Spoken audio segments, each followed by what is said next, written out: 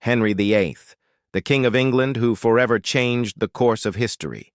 Famous for his 6 marriages, his ruthless break from the Catholic Church, and his quest for a male heir.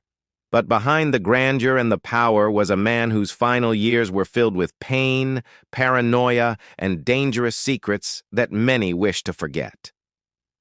What really happened during the last decade of Henry's reign? Was it only the decline of a powerful monarch, or something darker? What forces shaped the downfall of a king who once ruled with unmatched authority? This story takes you deep into the shadowy corridors of the Tudor court, where intrigue, betrayal, and suffering were everyday realities. From Henry's rapidly failing health, both physical and mental, to his cruel treatment of those closest to him, this is a tale of a man trapped by his own desires and fears.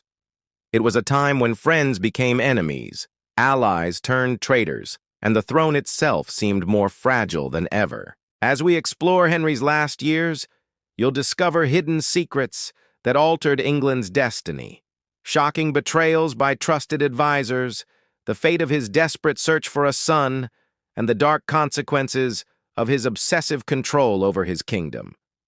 This is not just history. It is a human drama filled with tragedy, power struggles, and the haunting legacy of a king who was both loved and feared. Join me now as we uncover the dark secrets behind Henry VIII's last years, a story of ambition, pain, and the collapse of a once mighty monarch.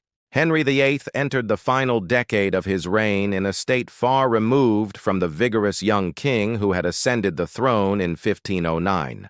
By the late 1530s and early 1540s, Henry was physically deteriorating.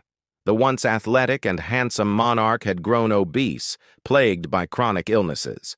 His leg injuries, particularly a severe jousting accident in 1536, left him with a persistent ulcer that refused to heal, causing him constant pain and difficulty walking. This physical decline would mark the beginning of a darker transformation in Henry's personality and leadership. Historians widely agree that Henry's health problems profoundly affected his mental state. The king, once known for his charm and intelligence, became increasingly paranoid and temperamental. His decisions grew erratic, and those around him treaded carefully to avoid his unpredictable wrath. The shadows of depression and possible mental illness loomed large. During these years, Henry's obsession with securing a male heir became all-consuming. His marriage to Jane Seymour had produced a son, Edward, but the boy's survival was fragile, and Henry's fear of dying without a strong successor haunted him. This desperation fed his ruthless approach to politics and personal relationships.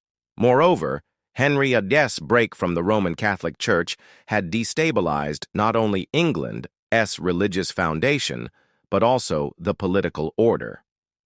The establishment of the Church of England, with Henry as its supreme head, created enemies both inside and outside his realm. The dissolution of monasteries and the redistribution of church wealth alienated many, creating tension and unrest.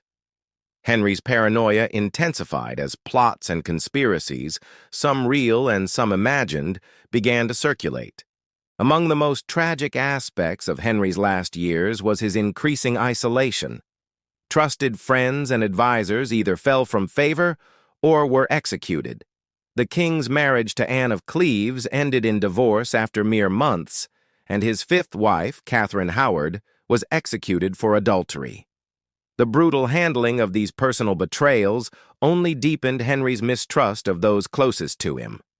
This growing suspicion spilled over into his council, where factions vied for power.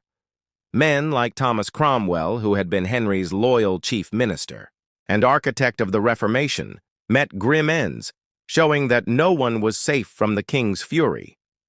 The court became a dangerous place where ambition and survival were intertwined with fear. In sum, Henry's physical and mental decline set the stage for the darker chapters of his reign. As his body weakened, so did the stability of his kingdom, with dark secrets threatening to unravel the legacy of one of England's most famous monarchs. The Tudor court was a perilous place during Henry VIII's final years. The king's increasing paranoia and desperation to control every aspect of his kingdom led to ruthless purges and betrayals that shocked even the hardened nobility. One of the most significant betrayals was the fall of Thomas Cromwell. Once Henry's closest advisor, Cromwell's role in orchestrating the king's marriage to Anne of Cleves ultimately led to his downfall. Henry's disdain for the marriage was legendary. He reportedly called Anne a Flanders mare and felt humiliated by the political arrangement. Cromwell became the scapegoat for this failed alliance, and in 1540 he was arrested and executed on charges of treason and heresy. This event sent shockwaves throughout the court, signaling that even the most powerful were vulnerable. Shortly after Cromwell's death, Henry married Catherine Howard, a young noblewoman and cousin of Anne Boleyn. Initially, this marriage seemed to restore some youthful vigor to the king. However, Catherine's past indiscretion soon came to light. Accused of adultery, she was arrested and executed in 1542. This execution deeply affected Henry, fueling his growing bitterness and distrust, especially toward the young women he married in hopes of securing heirs. The king's final marriage to Catherine Parr brought a brief respite. Catherine Parr acted more as a nurse and caretaker, helping to soothe Henry's declining health. She also influenced the king's religious views, steering him toward more moderate Protestant beliefs. Yet even in these calmer moments, the undercurrent of fear and political intrigue persisted. Beyond the personal betrayals, Henry's ruthless approach extended to the handling of nobles and former allies. The execution of figures like the Duke of Norfolk's son, Thomas Howard, and others suspected of disloyalty demonstrated that Henry would not hesitate to eliminate perceived threats. His reign's final years became synonymous with suspicion and cruelty, where loyalty was constantly tested. Henry's efforts to control England's religious landscape also created enemies. The Reformation Parliament had dissolved monasteries, seized church lands, and replaced the authority of the Pope with that of the king. This upheaval was met with resistance, including rebellions such as the Pilgrimage of Grace in 1536, a massive uprising fueled by opposition to religious reforms and Henry's harsh policies. In response, Henry's government cracked down hard, executing many rebels and suppressing dissent with brutal efficiency. The king's image shifted from a charismatic monarch to a tyrant feared for his unpredictable justice. This atmosphere of fear and betrayal created a court rife with suspicion. Advisors and nobles constantly maneuvered for favor, knowing that a single misstep could lead to disgrace or death. Henry's last years were marked by this toxic environment, where power was maintained through fear and ruthless control rather than respect or loyalty. Henry VIII's obsession with producing a legitimate male heir shaped not only his personal life, but also the political and religious trajectory of England. The king's desperate quest for a son caused upheaval with consequences that reverberated long after his death. Henry's first marriage to Catherine of Aragon had failed to produce a surviving male heir, leading to his famous break with the Roman Catholic Church. The subsequent marriages, scandals, and executions all stemmed from his desperate desire to secure a male successor to safeguard the Tudor dynasty. When Jane Seymour finally gave birth to Edward in 1537, the king's hopes were briefly restored. Edward was proclaimed Prince of Wales, but his health was fragile. This precarious situation deepened Henry's paranoia, pushing him to make decisions driven more by fear than reason. His marriages after Jane Seymour only added to the turmoil. Anne of Cleves's political alliance failed. Catherine Howard's scandal shocked the court, and Catherine Parr's influence was more nurturing than politically effective. All the while, Henry's weight and health worsened, as did his temper. The king's obsession also led to harsh laws aimed at securing the succession and eliminating any threats. The Act of Succession in 1536 declared Elizabeth, daughter of Anne Boleyn, illegitimate, along with Mary, daughter of Catherine of Aragon, thereby elevating Edward's claim above all.